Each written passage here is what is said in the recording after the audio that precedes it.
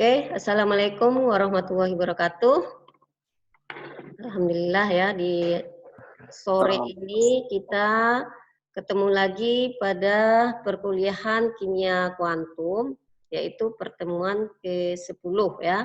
Nah, adapun materinya adalah osilator dan mekanika kuantum harmonik. Nah, di sini kita akan mempelajari sebuah model yaitu osilator. Osilator berarti kan suatu benda yang bisa mengalami osilasi ya. Osilasi itu ya tentu dia akan berubah terus, bisa naik turun amplitudonya ya. Nah, di sini kita akan lihat ya bahwa osilator ini yang paling mudah dipelajari adalah osilator yang terjadi pada pegas ya. Jadi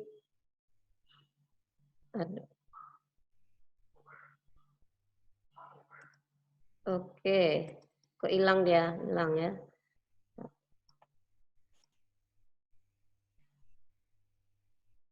Nah, ini yang disebut dengan osilator harmonix ya. Osilator harmonix itu ya bisa kita bayangkan suatu pegas ya mengalami tegangan.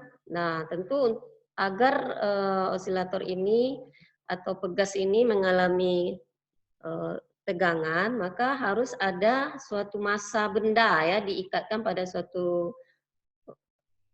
pegas, kemudian pegas itu kita tarik, pastinya mempunyai benda ya, mempunyai massa ya, benda itu mempunyai massa.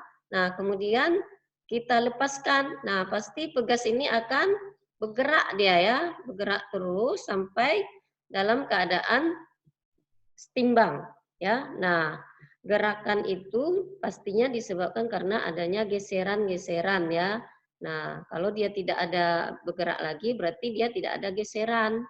Nah, itu dipelajari oleh hukum Hooke ya. Jadi hukum Hooke itu saudara bisa lihat di slide-nya itu bahwa F itu sama dengan min Kx ya. Jadi K ini adalah tetapan dari pegas. Ya, X ini berapa jarak yang ditempuh oleh benda tadi yang mengalami osilator harmonik tadi ya. Nah, itu kita hitung berapa jaraknya. Nah, itulah yang disebut dengan X. Ya, itu dipelajari oleh hukum Hooke. Sebenarnya osilator harmonik bisa juga kita bayangkan jika sebuah bandul, mungkin saudara pernah lihatlah jam zaman dulu ya, yang bergerak naik turun ya. Nah, itu harus seimbang dia ya, naiknya dengan ke bawahnya harus seimbang. Nah, itu terjadi terus-menerus ya. Nah, itu disebut juga osilatornya harmonis. Ya. Nah, waktu kita 10 menit lagi. Oke. Kita cepat-cepat aja. Nah, ini saudara bisa dilihat ya bahwa gaya menurut hukum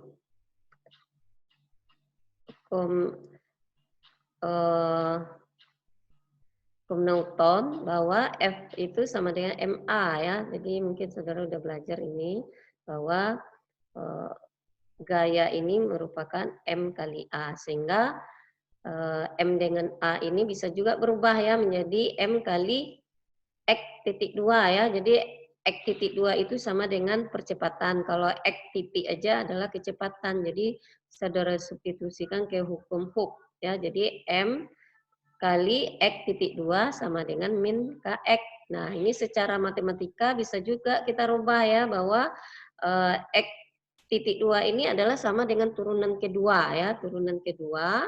Nah, sehingga do kuadrat X per dt kuadrat sama dengan min KM. Jadi M-nya saudara bawa ke ruas kiri ya. Jadi kalikan dengan X. Nah, sementara X itu merupakan ya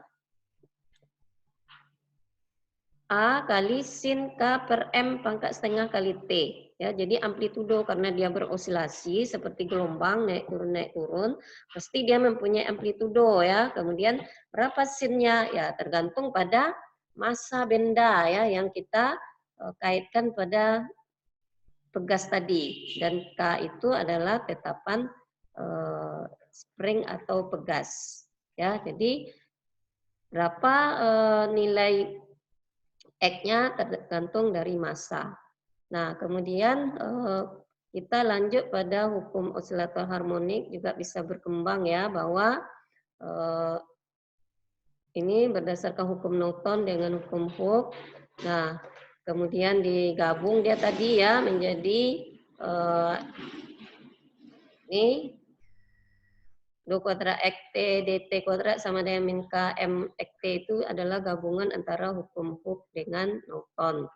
Nah, kemudian bisa juga dihubungkan dengan energi ya, energi kinetik. Nah, karena gerakan dari pegas tadi ya tentu hubungannya dengan energi kinetik ya. Jadi bisa disimbolkan T itu adalah M X. Nah, ini titiknya ada nih ya, titik 1 nih. Kan energi kinetik itu kan setengah MP kuadrat. Berarti kalau kita buat dalam bentuk X, berarti setengah M X titik 1 kuadrat. Nah, P-nya ini adalah energi potensial ya. Jadi energi dari pegas tadi adalah setengah Kx kuadrat. Nah, ini bisa berubah dia menjadi L. L itu adalah energi total ya menurut Lagrangian ya. Jadi bentuknya adalah T dikurang P. Ya, jadi nanti saudara bisa lihat. Nah, ini dia bentuk dari potensial itu seperti parabol ya. Jadi kalau ada suatu benda yang dijatuhkan pada suatu ketinggian, maka dia akan naik ya sesuai dengan energi potensial yang kita gunakan. Ya, kalau dia misalnya amplitudonya 1 ya, di atas, kemudian nah berlawanan juga jadi 1. Makanya nilainya negatif di sini ya. Jadi gaya kenapa dia negatif? Karena dia berlawanan ya arahnya ya. Nah, jadi ini harus ada negatif ya. Jadi gaya itu sama dengan min rho Vx per rho x. Nah, jadi nanti saudara substitusikan energi potensial itu integral Kx dx ini pastinya integral x dx setengah Kx kuadrat ya. Nah, itu matematikanya saudara lihat lagi integral. Nah, kemudian energi osilasinya berubah menjadi setengah kali K kali A kuadrat ya. Nah, jadi A itu amplitudonya berapa. Nah, ini dia ya kalau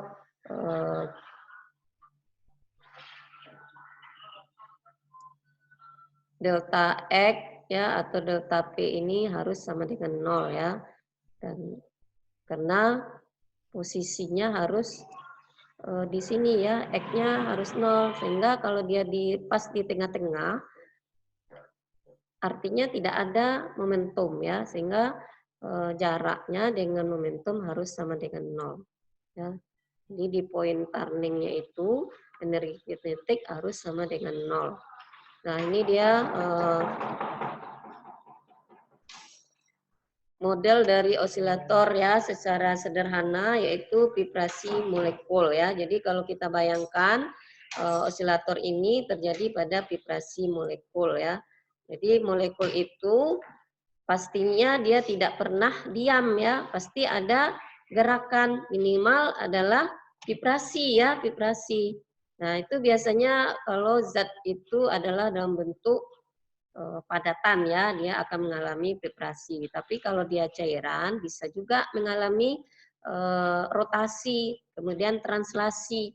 Apalagi gas ya, gas juga bisa baik itu translasi, rotasi maupun vibrasi. Tapi biasanya yang terbatas gerakannya adalah zat kimia dalam bentuk padatan ya. Nah, ini dia persamaan Schrödinger untuk osilator harmonis untuk satu dimensi ya yang bebas waktu ya. Ini nanti saudara bisa lihat di sini. Ini ya, ini adalah persamaan Schrödinger ya. Jadi berbeda dia kalau dia tidak osilator harmonik. Ini kalau dia berkembang lagi ya. kita masukkan operator Hamiltonian itu H operator kali C, E kali C ya. Jadi H operator ini menunjukkan nilai eigenvalue kemarin ya, bahwa setiap energi akan ada jika ada operatornya ya, sama dengan kita kalau mengendarai sepeda motor atau mobil. Nah, mobil itu akan bergerak jika ada operatornya atau supirnya ya, seperti itu juga ya. Molekul atau senyawa itu dia akan punya energi jika ada operator energi itu sendiri ya, baik itu energi rotasi, translasi maupun vibrasi. Nah, dalam hal ini kita mempelajari yang vibrasi ya. Nah, ini dia untuk osilator harmonik untuk satu dimensi, berarti satu dimensi cuman arah X aja ya. Jadi kalau dia 3 arah, X, Y, Z berarti 3 dimensi. Nah, ini dicontohkan di slide ini hanya satu dimensi. Ya, mungkin saudara bisa pelajari nanti ya. Nah, demikian ya teori untuk hari ini mengenai osilator harmonik ya. Jadi untuk minggu depan, saudara tetap mempelajari materi ini, kemudian ditambah dengan referensi-referensi yang bagus ya. Jadi ringkasan saudara itu ditambahkan referensinya ya. Kalau saya lihat yang minggu kemarin itu belum ada referensinya ya. Nah, saudara tambahkan, kemudian soal 2 tadi tetap ya, tetap saudara lakukan, carilah soal-soal yang berhubungan dengan osilator harmonik. Demikian ya untuk hari ini. Terima kasih. Saya tutup. Assalamualaikum warahmatullahi wabarakatuh. Waalaikumsalam warahmatullahi wabarakatuh.